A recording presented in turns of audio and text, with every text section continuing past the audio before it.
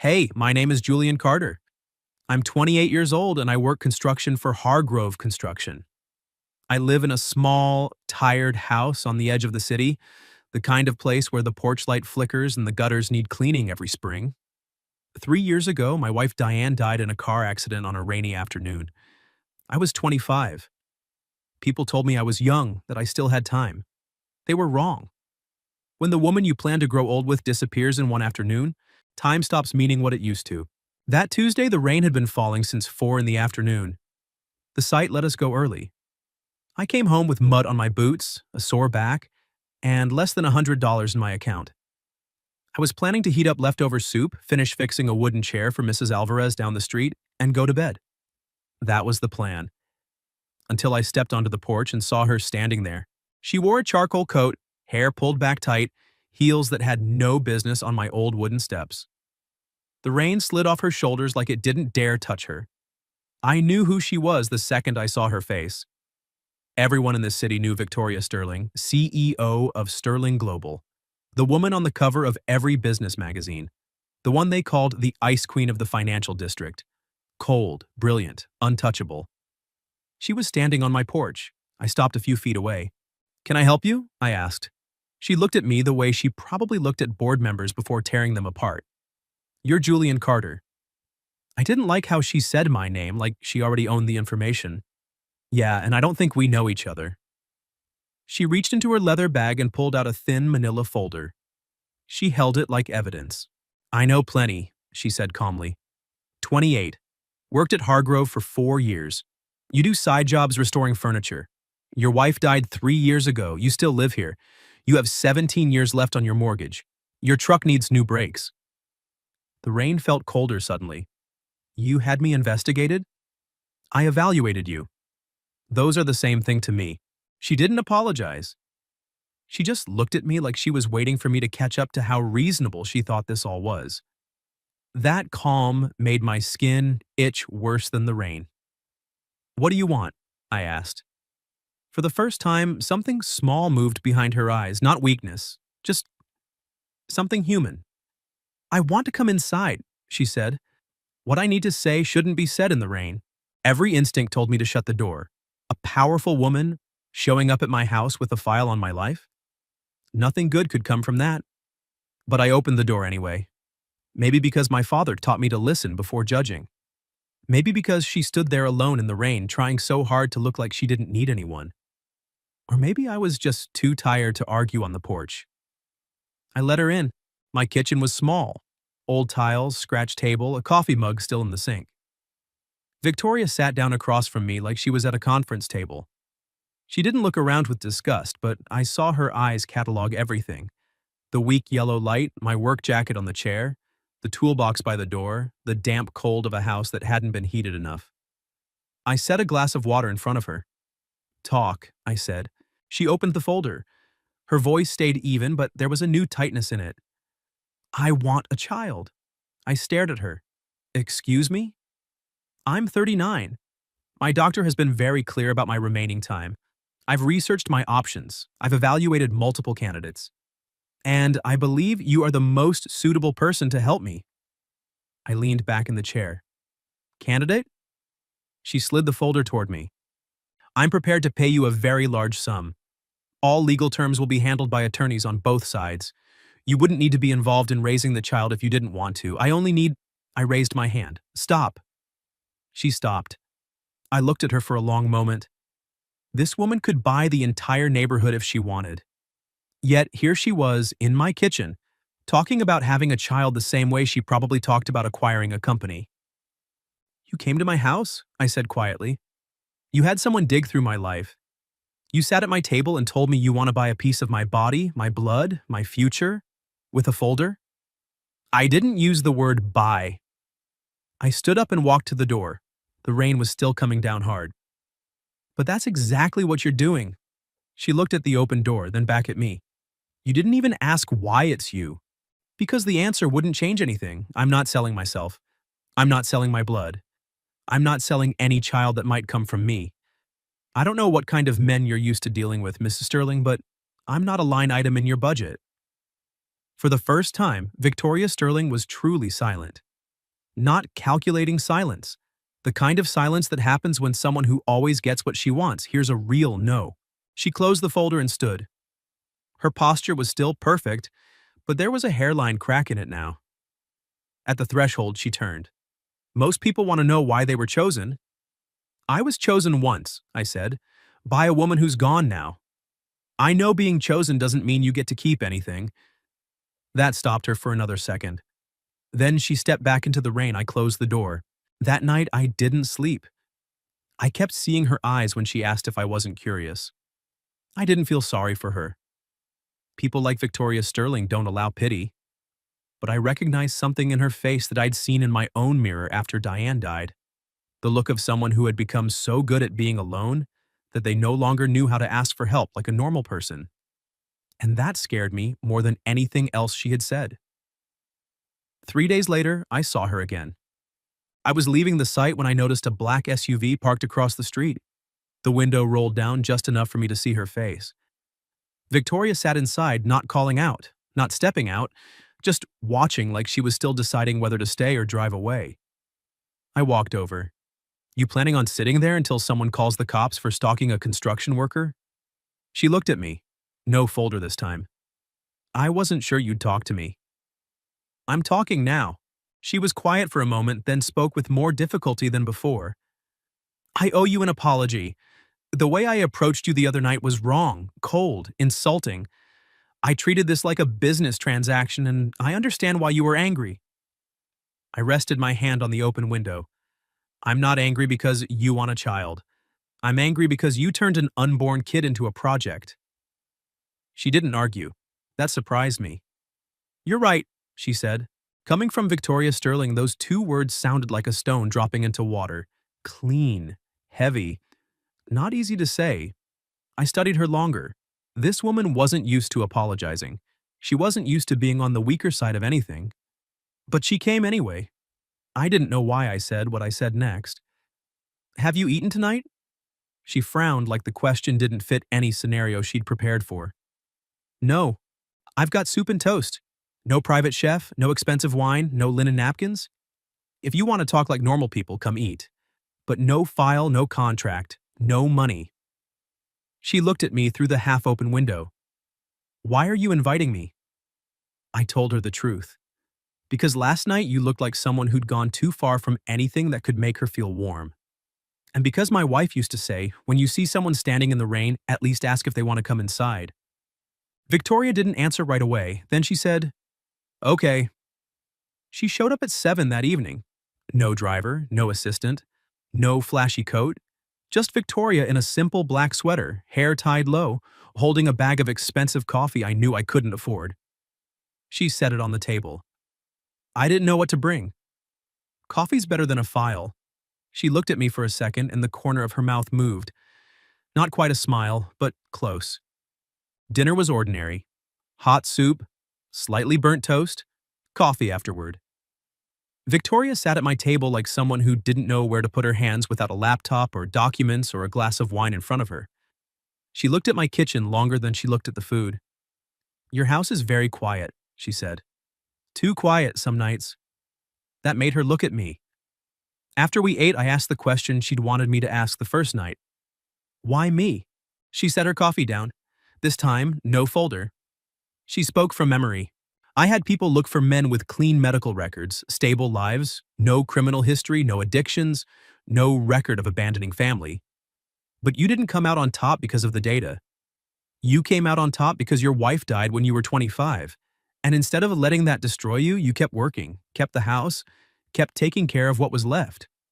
I read the letter from the priest at St. Michael's. He said you fixed the church roof for free 2 winters in a row. I looked down at the table. You only see the result. You don't see the nights I sat on the bathroom floor and couldn't stand up. You don't see me working myself to exhaustion because if I came home too early, the house was so quiet, I could hear myself losing her all over again. Victoria stayed silent. I kept going. I'm not some inspirational story about overcoming grief. I'm just a man who didn't know how to die with his wife. So he kept living. She looked at me for a long time. For the first time, she didn't look like a CEO. She looked like someone hearing something so honest she didn't know where to put it. Then she said, "I understand that logic." I asked, "What happened to you?" She shut down immediately. I saw it clearly. Her shoulders tightened. Her eyes went cold again. "I don't talk about that." I nodded. "All right." The silence that followed wasn't uncomfortable. Strange but true. She didn't speak and I didn't push. Two people sitting in a small kitchen, each holding onto a piece of the past they weren't ready to share. Before she left, Victoria brought up her offer again, but this time without the folder, without the commanding tone. "I still want a child, but I understand your answer." "My answer is still no." "I know." I thought that would be the end of it. But the next week she came back, not to convince me. She brought 2 cups of coffee and an old book about furniture restoration she said she happened to find. She sat on my porch on a Saturday morning and asked about the chair I was fixing. I explained how to repair the broken leg. She listened more carefully than any client who'd ever paid me. Then she came again the week after. No big gestures, not often enough to feel smothering, but regular enough that my house started recognizing the sound of her heels on the porch. And that was the problem. I was starting to get used to it. The months that followed, Victoria entered my life in ways I never planned. It started with Saturday morning coffee, then a few dinners. Eventually, she began stopping by while I did side jobs, restoring furniture, sitting at my kitchen table with her laptop open, reading company documents while I sanded chair legs or fixed broken joints. I started noticing things about her. Victoria Sterling knew how to run a 40-story building, but she didn't know what to do when soup boiled over on the stove. She could negotiate $100 million deal, but she got flustered by my old coffee maker. She could silence an entire boardroom with one look, yet she would sit for a long time in front of Diane's photo on the shelf, like she wasn't sure if she was allowed to look. One night, after I made my mother's old beef stew, Victoria stayed to help with the dishes. She wasn't good at it. The first plate still had soap on it. I didn't say anything, just rinsed it again. She noticed. "You can tell me I'm doing it wrong," she said. "I'm trying not to turn dishwashing into a performance review." She went quiet for a second, then laughed. A small, surprised laugh, like even she didn't know it was still inside her. That laugh did something to me. I started liking the sound of it. That was becoming a problem. Another night, she asked about Diane.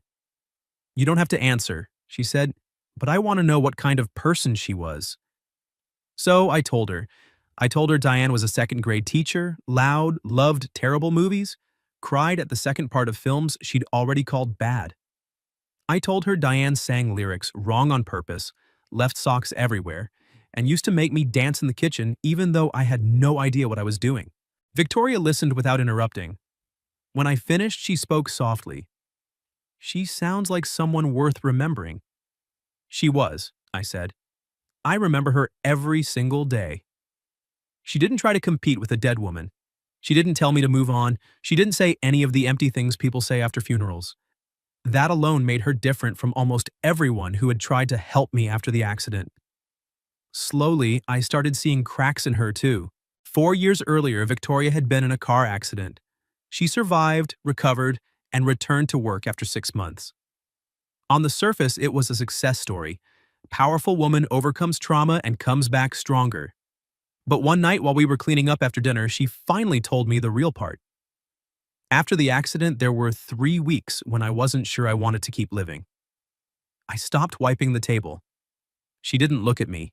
She looked at her own hands. I don't mean I couldn't recover. The doctor said I'd walk normally if I did the physical therapy. But I had built my entire identity around being in control. My schedule, my body, my company, my image, my results. Then, one snowy night, a car slid into my lane, and suddenly everything was hospitals and pain and other people deciding when I could stand, when I could shower, when I could work. Her voice stayed steady, but I could hear the effort underneath. I never told anyone. Not the doctors, not the therapists, not the board. I just lay there thinking that if I was going to keep living, I needed a reason bigger than everything I'd already built. I spoke quietly. "And you decided on a child." She nodded. "I wanted to build something that didn't belong to shareholders, didn't belong to quarterly reports, didn't belong to my reputation. Something that belonged only to my heart." but I didn't know how to ask for it like a normal person. So I did what I'm best at. I made a plan, I created files, I found candidates. And you showed up at my house with a folder. Yes. This time she actually looked ashamed. I didn't rush to comfort her. I just sat down across from her. Victoria, you're not wrong for wanting a child. You're wrong for thinking you could optimize your way into a family. She looked at me. I know, she said. I'm learning. That sentence made me soften more than I wanted to. Because Victoria Sterling, the woman this entire city believed never bowed to anyone, was sitting in my kitchen admitting she didn't know how to love something without trying to control it. And I, the man who thought he had buried his heart with Diane, was starting to realize my heart was still beating. It was just very afraid. The first real explosion between us happened on a cold December night. I came home from the site and found an envelope from Whitmore Academy, the most expensive private school in the city, sitting on my kitchen table. Inside was a letter informing me that my application for their professional development program in construction management had been accepted, and that Victoria Sterling had fully sponsored the tuition and secured me a spot. I called her immediately. You signed me up for this without asking me? She was quiet for a second. I was going to tell you tonight. After everything was already arranged, I thought it was a good opportunity. You have talent. You shouldn't stay a laborer forever if you can— Stop! I cut her off. I'm not your project. The line went completely silent. I kept going, my voice lower but heavier. You did this because you're scared. You see something you care about and you immediately use money and power and planning to lock it down. But I'm not a company you can acquire. I'm not a problem that needs fixing. And if you want to be in my life, you have to ask. You don't get to decide for me and then call it helping. She didn't argue. That made my anger fade, but the hurt stayed. After a long pause, she spoke and her voice was different. You're right. I closed my eyes. I know. I'm sorry, she said. I didn't mean to diminish you. I just saw a path and I acted before I considered whether you wanted to walk it. You can't love someone by controlling their life. The line stayed quiet for a long time. Then Victoria spoke so softly I almost missed it. I don't know how to not hold on tight when I'm afraid of losing something. That sentence made it impossible for me to stay angry. I leaned my forehead against the cold glass of the window. Then learn, I said. But learn by asking. After that call, something changed in her. Not perfectly, but honestly. She started asking before she helped. She texted, "Do you want me to come over tonight?" instead of just showing up. She asked, "Do you want my opinion?" before giving advice. She was still Victoria, sharp, decisive, sometimes making me want to bang my head against the wall. But now there was a door in every sentence, a space for me to choose. And that was what finally made me start to trust her. I realized I loved Victoria on a very ordinary morning. I had caught a fever after 3 days working in the rain. She showed up at 7 in the morning, but this time, she didn't force her way into my life like a command. She texted first. I'm standing outside your door. I have soup and medicine. If you want me to come in, open the door. I read the message, half exhausted and half amused. I opened the door. Victoria walked in carrying a bag of medicine, hot soup from the place down the street, and a serious expression like she was about to handle a financial crisis. She took my temperature, made me drink water, put me on the couch, and then sat at the kitchen table working on her laptop. When I woke up almost 4 hours later, she was still there. One hand typing emails, the other quietly moving a glass of water closer to me. I lay still and pretended I was still asleep for a few minutes. And I knew. It wasn't the kind of knowing that explodes, it was quiet. Certain. I love this woman. I kept it to myself for a few more weeks. Because I wasn't just deciding for myself. I was deciding whether I was ready to open the house that once belonged to Diane for a new love. I was deciding whether Victoria truly loved me, or whether she only loved the feeling of stepping into a warmer home than her glass tower. I also needed to know if she could actually live in the ordinary. Burnt dinners, electric bills, the sound of an old heater, days where nothing needed optimizing except sitting next to each other. The answer came during another argument. That night, Victoria sat at the kitchen table telling me I should take on bigger projects, apply for a management position, Stop fixing cheap chairs in the evenings because your time is worth more than that. I said, not everything needs to be optimized, Victoria. She answered immediately. I completely disagree. I put the bread knife down. I know, and that's what worries me. She looked at me. The air in the room cooled. What do you mean? I tried to say it carefully without hurting her just because I was annoyed. I mean, sometimes you look at something good and immediately want to make it better, bigger, more efficient, safer, but some things just need to be left alone. A normal dinner, a normal job, a normal man trying to live well. Victoria went silent. I continued. You don't need to turn me into a better version of myself to be allowed to love me. That sentence hit something deep inside her. She looked down at the table. Both of her hands lay flat on the wood, not gripping anything, not controlling anything. When she spoke, her voice no longer sounded like a CEO. I don't know how to look at something I care about without trying to make it safer. I sat down across from her. Victoria kept going, and for the first time she let the fear show clearly. The things I care about have a habit of disappearing. Before the accident, I thought I controlled my life. Then one car slid on the snow and everything changed. After that, I held on even tighter. The company, money, schedule, my body, the people around me. I thought if I held tight enough, I wouldn't lose anything again. I said, but you're still scared. She looked at me. Her eyes were red, but she didn't cry. I'm scared of this. I'm not scared of being alone. I'm good at being alone. I'm scared of having you, scared of loving you, scared of wanting to sit at this kitchen table tomorrow night, next week, next year. Scared of waking up one day and losing it. I felt my chest ache in a very familiar way. I can't promise you won't lose anything, I said. Then how did you dare to love again after Diane? I was quiet for a long time. Then I told her the truth. Because Diane would scold me if I used her death as an excuse to turn the rest of my life into a locked room. And because some things are worth risking losing again. Victoria looked at me like I had just pushed her to the edge of a cliff, and was also the only person standing there with a hand outstretched. You're making me say it, she said.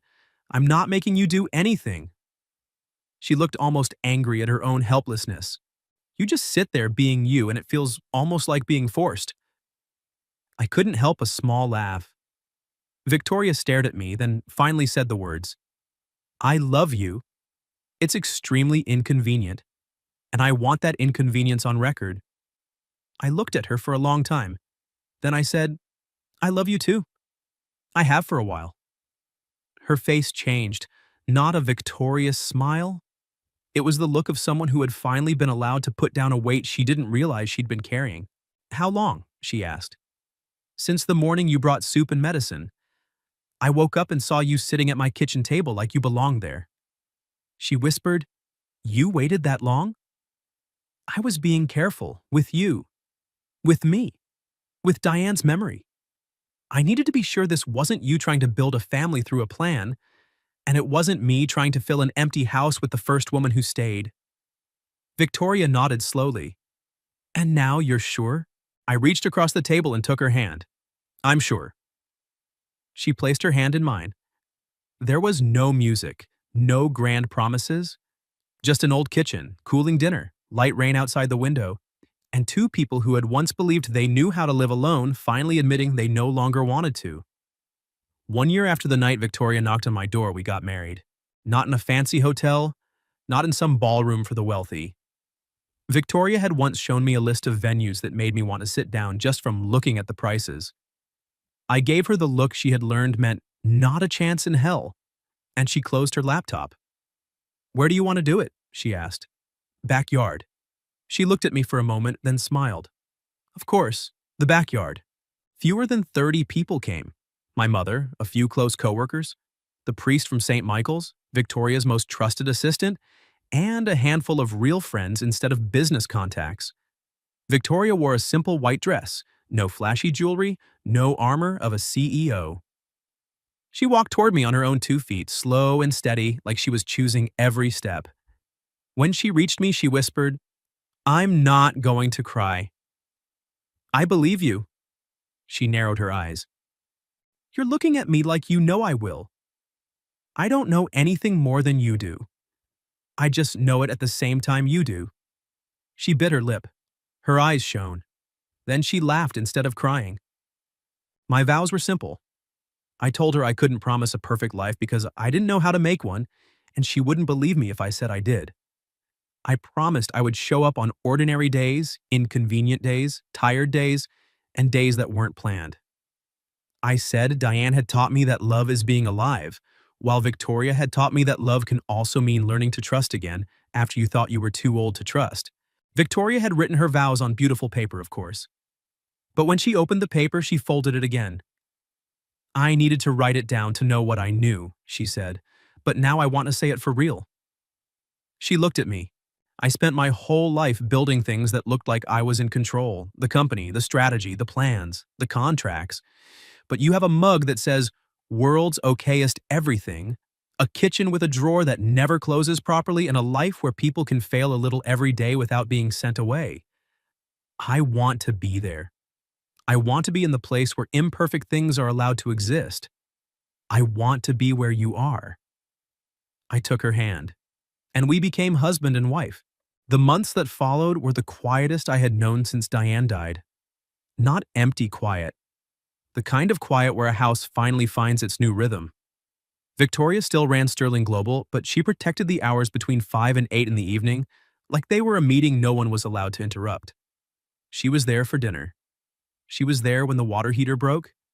She was there when I finally applied for a project manager position at Hargrove after years of being too afraid to try. When I told her I got the job, she just said, "Of course you did. You can't even pretend to be surprised?" I'm not good at pretending to be stupid. I called her impossible. She said I knew that from the beginning, and I loved that impossible part of her too. But then came the phone call in January. I was in the kitchen when I saw Victoria sitting in the living room, very still, her phone resting on her lap. I knew immediately that this kind of still wasn't good. I walked over. "What happened?" she answered in an even voice. "The doctor said the final round of treatment didn't work. She's not recommending we try again." She used the words "final conclusion." I sat down across from her. I didn't say it's okay, because it wasn't. I also didn't say we still have each other, because in that moment the words felt too thin to cover her pain. I just sat there.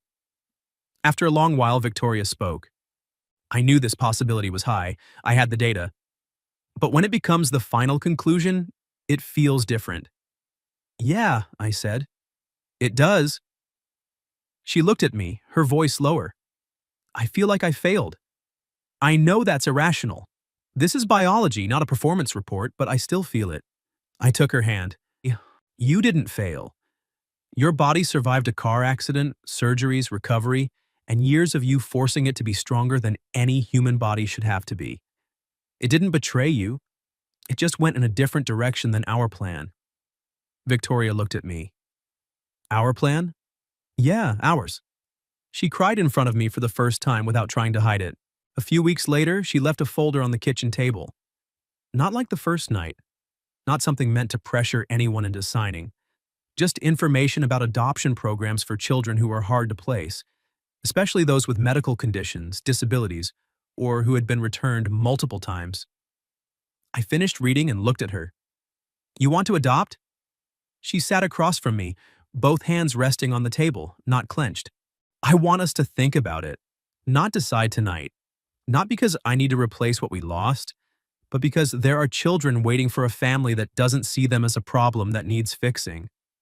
I looked at the woman who had once knocked on my door with a folder trying to buy a shortcut to a family. Now she sat here, not pushing, not planning for me, just leaving a door open and waiting for me to walk through if I wanted. I said, "Then let's look into it." 3 months later, we met Emma. She was 3 years old, profoundly deaf, and had been in the system since she was 14 months. The social worker told us Emma was very cautious with strangers. She didn't run up. She didn't hug. She didn't trust quickly. She sat in the corner, holding an old stuffed rabbit, her dark eyes watching everyone like she was measuring who would leave first. I sat on the floor and kept my distance. Victoria sat on a chair near the door.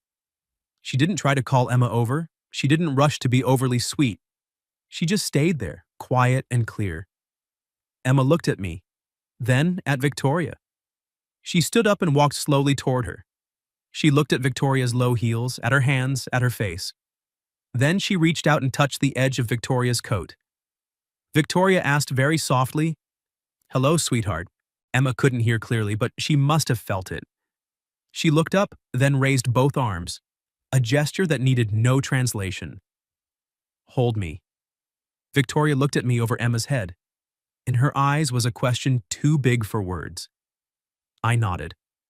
Victoria picked Emma up. The little girl rested her head on Victoria's shoulder like she had walked a very long way and finally found a place to rest.